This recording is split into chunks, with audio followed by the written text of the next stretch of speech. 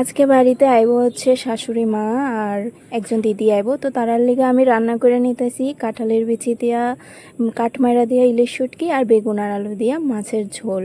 তার মধ্যে আজকে দিমু আমি বিপদনাশিনী পূজা, কারণ আজকে এখন শুক্লপক্ষে, আজকে শনিবার।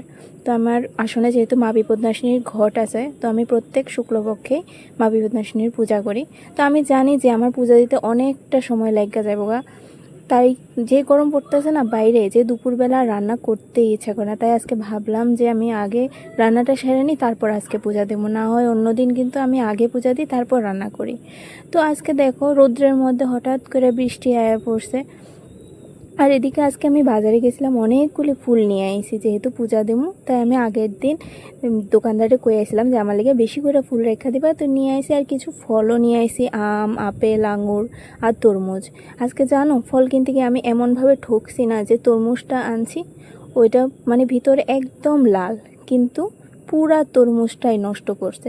যদিও এটা আমার দোষ, আমি তরমুজটা ধইরা দেখি না, দোকানদার পট করে ব্যাগে ঢুকাই দিছে। তো এখন তো আমি আর বাজারে গিয়ে দোকানদারের সাথে ঝগড়া করতে পারতাম না। তো যাই হোক, যা ফল আসলো তা দিয়েই আমি পূজাটা সেরে নিলাম। আর তার আমার সমস্ত কাজ মোটামুটি শেষ হয়ে গেছে, তারাও আয়া পড়ছে। আর তারা আইবার সঙ্গে সঙ্গে দেখো কিভাবে তুফান ছুটছে। আজকে সারাদিন শুধু একটু পরপর বৃষ্টি হইতেছে, একবার বৃষ্টি হইতেছে, একবার রৌদ্র উঠতেছে, আর যা পরিমাণে গরম বাড়তেছে।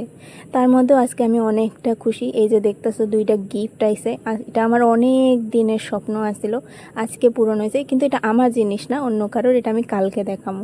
তো সন্ধ্যা হয়ে গেছে, আমি সবার লিগে চা বসাই দিছি, আর এদিকে তরকারিগুলিও গরম করে নিতেছি, না হয়তো নষ্ট হয়ে যাবো যেই গরম পড়তেছে। শাশুড়ি মা লিকা চা খায়, তাই আমি আগেই করে দিয়ে দিছি।